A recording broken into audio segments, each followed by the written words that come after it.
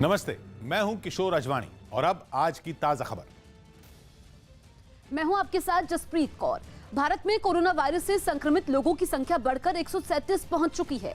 पश्चिम बंगाल में भी corona virus का पहला मामला सामने आया है। कोलकाता में लंदन से आए एक युवक में कोरोना वायरस की पुष्टि हुई है। भारत में अब तक कोरोना वायरस की वजह से 3 लोगों की मौत हो चुकी है। 14 लोग इलाज के बाद पूरी तरह ठीक हो चुके हैं। दुनिया भर में कोरोना वायरस के कोहराम के बीच पीएम मोदी ने सऊदी अरब के प्रिंस मोहम्मद बिन सलमान से फोन पर बातचीत की। दोनों के बीच कोरोना वायरस पर रोकथाम के लिए साथ मिलकर काम करने पर सहमति बनी। पीएम मोदी ने प्रिंस को कोरोना वायरस से निपटने के लिए सार्क देशों के नेताओं के साथ वीडियो कॉन्फ्रेंसिंग के जरिए हुई चर्चा की जानकारी भी दी। खबर है कि पीएम की तर्ज पर प्रिंस सलमान भी G20 देशों के नेताओं के साथ वीडियो कॉन्फ्रेंसिंग के जरिए कोरोना पर चर्चा कर सकते हैं। फिलहाल सऊदी अरब G20 का अध्यक्ष है।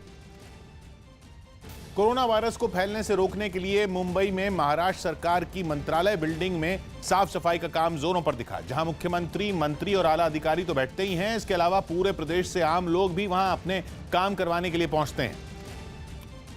ऐसे में कोरोना वायरस से बचने के लिए पूरी इमारत को सैनिटाइज किया गया।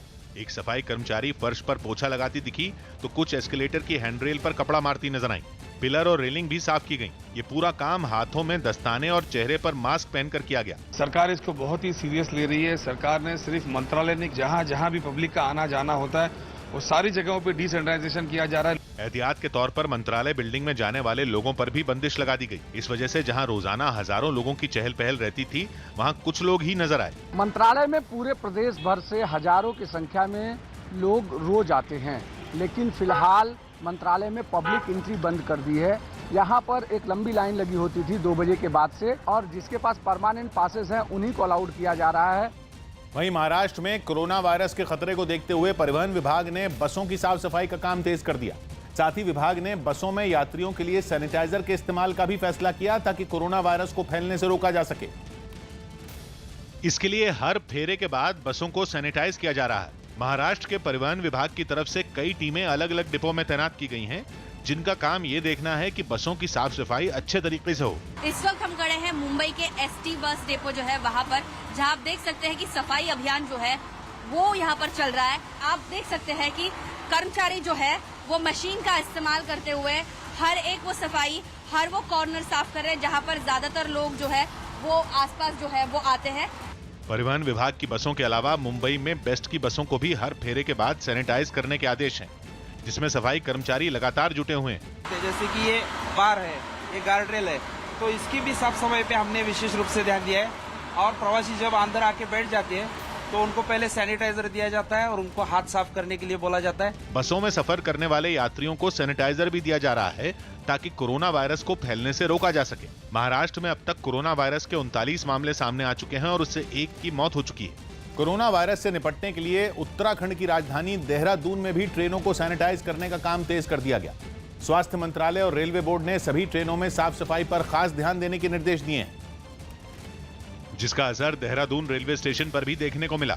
रेलवे के कर्मचारियों ने स्टेशन पर पहुंचने वाली हर ट्रेन को अच्छी तरह से साफ करने के बाद कोरोना वायरस से बचाव के लिए दवा भी छिड़की।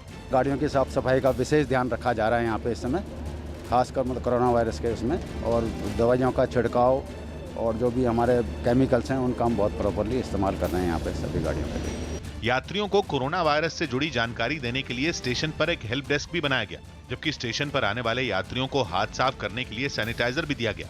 अधिकारियों ने दावा किया कि यात्रियों की सुरक्षा के लिए विशेष सावधानी बरती जा रही है। लिफ्ट हैं या एस्केलेटर्स हैं, हमारे टिकट काउंटर्स हैं, रेलिंग्स हैं, इनको लगातार जो है वो सैनिटाइज किया जा रहा है टाइमली।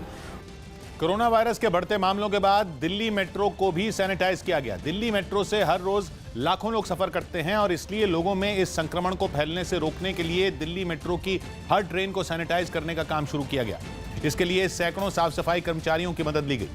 सफाई कर्मचारी ट्रेन के हर हिस्से को साफ करते नजर आए। इस दौरान कुछ सफाई कर्मचारी ट्रेनों की सीटों, दरवाजों, खिड़कियां और उनमें लगे शीशों को कपड़े से पोंछते दिखे, जबकि कुछ लोग फर्श को रगड़ रगड़ कर साफ करते रहे। इसके साथ ही मेट्रो स्टेशनों को भी सैनिटाइज किया जा रहा है। साफ सफाई कर्मचारी मेट्रो स्टेशनों की रेलिंग, टिकट काउंटर और टोकन वेंडिंग मशीन समेत हर चीज को सैनिटाइज करने में जुटे हैं। कोरोना वायरस से बचने के लिए बीजेपी संसदीय दल की बैठक में सांसद मास्क पहनकर पहुंचे। ये बैठक लोकसभा की कार्यवाही शुरू होने से पहले हुई, जिसमें कुछ सांसदों के चेहरों पर मास्क दिखाई दिए। बैठक में कोरोना वायरस पर चर्चा हुई और प्रधानमंत्री ने सभी सांसदों को एहतियात बरतने के लिए कहा। साथ ही 15 अप्रैल तक कोई भी आंदोलन नहीं करने की नसीहत दी। कोरोना वायरस पर पीएम के संदेश को लोगों तक पहुंचाने के लिए संसद में बीजेपी के सांसद राजकुमार चाहर भी अनोखे अंदाज में पहुंचे। उन्होंने सिर पर टोपी पहनी जिस पर करो नमस्ते लिखा नजर आया। कोरोना वायरस से बचने के लिए पूरी दुनिया के लोग भारत की नमस्ते करने की परंपरा अपना रहे हैं। सामान्य अभिवादन में ही नमस्ते करने की परंपरा हमारे देश में शुरू से रही है और आज इस तरह से कोरोना वायरस का एक पूरा खौफ पूरी दुनिया में चल रहा है, उससे बचने की आवश्यकता है। एक सकारात्मक संदेश देने की आवश्यकता है, स्वच्छता को अपनाने की आवश्यकता है। यूपी के मथुरा में सरकारी जमीन से अवैध कब्जा हटवाने गई नगर निगम की टीम पर कुछ लोगों ने हमला कर दिया।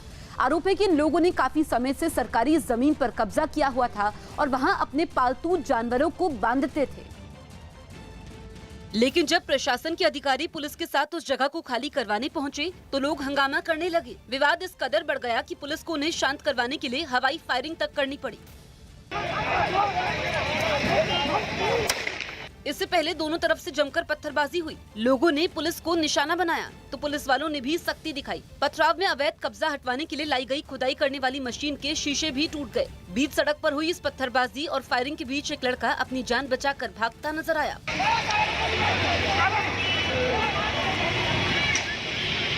काफी देर तक लोगों के विरोध का ये दौर जारी रहा। शांत करवाने पर भी जब वो नहीं माने तो पुलिस ने उन्हें खदेड़ दिया।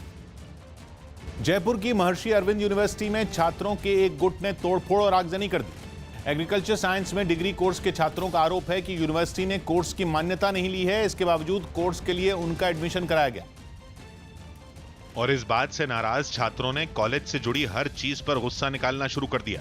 यूनिवर्सिटी से कुछ दूर पहुंच चुकी एक बस में तोड़फोड़ करने के बाद छात्रों ने उसे आग के हवाले कर दिया। आसपास के पूरे इलाके में दहशत फैल गई। आगजनी करने वाले छात्र भाग गए और तमाशबीनों की भीड़ जमा हो गई। बस से आग की लपटें निकलती रहीं और पुलिस वाले फायर ब्रिगेड की गाड़ी का इंतजार करते रहे। जब तक फायर ब्रिगेड की गाड़ी पहुंचती बस पूरी तरह जल चुकी थी। पुलिस के मुताबिक यूनिवर्सिटी में छात्रों से बातचीत चल रही थी, लेकिन इसी बीच कुछ छात्रों ने हंगामा शुरू कर दिया। कि आपस में कोई बात हो रही थी, हमें सूचना मिली तो हम सूचना मिलते ही पहले यूनिवर्सिटी में गए। यूनिवर्सिटी में हम लोग बातचीत कर रहे थे तो ये यूनिवर्सिटी से काफ़ी दूर है। ये गली में खड़ी हुई गाड़ी के कोई उन्हीं में से कोई असामाजिक तत्व आके उसको कोई करके गए। यूनिवर्सिटी की तरफ से सफाई दी गई कि कोर्स को मान्यता दिलाने के लिए प्रयास चल रहे हैं। बात आगे कही जाती है, हम भी अपना पक्ष रखें कि किस तरीके से हमने इसमें आगे बढ़े हैं, लेकिन इस तरह की कोई कार्रवाई नहीं और सीधे स्टूडेंट ने आगे अपना गुस्सा जो है वो इस तरह से हमारी जो प्रॉपर्टी है उस पर क्षति पहुंचाई है। सारे वाहन वगैरह उनको जला दिए हैं। छात्रों की नाराजगी इसलिए है क्योंकि 4 साल के डिग्री कोर्स के 3 साल बीत चुके हैं, लेकिन अब तक कोर्स को मान्यता नहीं मिली है। दुनिया भर में कोरोना वायरस के बढ़ते खतरे से निपटने के लिए WHO ने एक जागरूकता अभियान शुरू किया है। भारत में भी सचिन तेंदुलकर, केंद्रीय मंत्री किरण रिजिजू, दीपिका पादुकोण, PV सिंधु और हिमा दास समेत कई बड़ी हस्तियां सेफ हैंड्स चैलेंज नाम से शुरू किए गए अभियान से जुड़ी। हिमा दास से चैलेंज मिलने के बाद सचिन तेंदुलकर ने भी कोरोना वायरस से बचने के लिए अपने हाथ धोने का एक वीडियो शेयर किया। सचिन ने कोरोना वायरस को फैलने से रोकने के लिए हाथों को 20 सेकंड तक साबुन से धोना जरूरी बताया। लोगों से अपने हाथों को अच्छी तरह धोने की अपील की। इसके साथ ही इन सभी हस्तियों ने दूसरी हस्तियों को सेफ हैंड्स चैलेंज देकर कोरोना वायरस के खिलाफ लड़ाई में साथ देने की अपील की। हम सभी कोरोना वायरस की वजह से बहुत चिंतित हैं। कोरोना वायरस को फैलने से रोकने के लिए एक छोटी चीज हम कर सकते हैं। हमारे हाथ धोने बहुत जरूरी है। सिर्फ पानी से ही हाथ धोने हैं, साबुन जरूर इस्तेमाल करना है। ब्रेकिंग न्यूज दे रहे हैं मनोज शर्मा। मध्य प्रदेश में सियासी संकट के बीच कांग्रेस नेता दिग्विजय सिंह अब से थोड़ी देर पहले बेंगलुरु पहुंचे। उनके साथ कांग्रेस के 4 विधायक भी हैं। दिग्विजय सिंह चारों विधायकों के साथ वहां बीजेपी के खिलाफ प्रदर्शन करेंगे। मनोज शर्मा हमारे सहयोगी फोन लाइन पर मौजूद हैं। मनोज, दिग्विजय सिंह ऐसे टाइम पर बेंगलुरु पहुंचे हैं जब कल ही उन बागी विधायकों की प्रेस कॉन्फ्रेंस हुई है। वाकई, क्योंकि जो दिग्विजय सिंह अपने साथ कांतिलाल भूरिया पूर्व केंद्रीय मंत्री हैं और बड़े आदिवासी नेता हैं मध्य प्रदेश के, कुणाल चौधरी मध्य प्रदेश युवक कांग्रेस के अध्यक्ष हैं, साथ ही विधायक हैं, तो जाकर दिग्विजय सिंह रामादा होटल में पहुंच गए जहां कांग्रेस के 22 विधायक बैठे रुके हुए हैं और कई दिनों से रुके हुए हैं।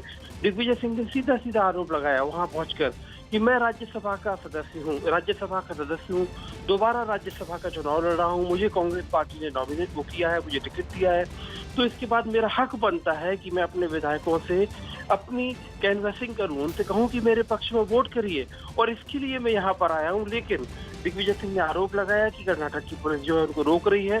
फिलहाल पहली मरतबा ऐसा हो रहा है कि इसके पहले जीतू पटवारी और लाखन सिंह 2 मंत्री गए थे, और उस समय हमने देखा था किस तरह न्यूज 18 इंडिया ने दिखाया था कि किस तरह सारा तमाशा उस होटल के अंदर हुआ था। आज दोबारा कांग्रेस के वरिष्ठ नेता दिग्विजय सिंह मेरे वोटर हैं, मैं अपना वोट मांगने उनके पास जा रहा हूं।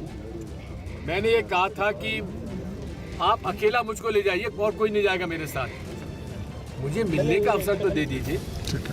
वो मिलने का अवसर भी मुझे नहीं दे रहे हैं। मतदाता से मिलने का यहाँ पर पुलिस ने मुझे उठाने की कोशिश की, हमारे हाथ पांव खींचे, हम लोगों को डंडे मारे। हमें उसकी चिंता नहीं, हम गांधीवादी लोग हैं, लेकिन मैं माननीय हमारे विधायकों से बिना मिले नहीं जाऊंगा। सर, उनको किसके लिए लेके आया वो लोग क्यों आया इधर? उनको जबरदस्ती ले आए, प्रलोभन दे के ले आए। कौन लेके आया सर? भारतीय जनता पार्टी के Arvind Bhadauria, okay, Bhargav member parliament Arvind Bhadauria MLA है, ठीक है। यहाँ पे Umakant Gupta ex MLA BJP का, यहाँ पे Sudarshan Gupta ex MLA BJP का। अरे भाई, बीजेपी के वालों ने हमारे कांग्रेस के एमएलए को क्यों पकड़ रखा है? सरकार हमारी कांग्रेस की है, जनता ने हमको चुना है, तो फिर भारतीय जनता पार्टी उनको पकड़ के क्यों ले आई? सर, उनको कुछ पैसा किसा दे के लेके आया उनको, ऐसा आप मिलेंगे जब तक कैसे? भाई, उनसे पूछे तो पता तो लगे। हमारे एमएलए को ये फोन कर रहे हैं, हमारे तो वीडियो क्लिप्स है, ठीक है, ऑडियो क्लिप्स है।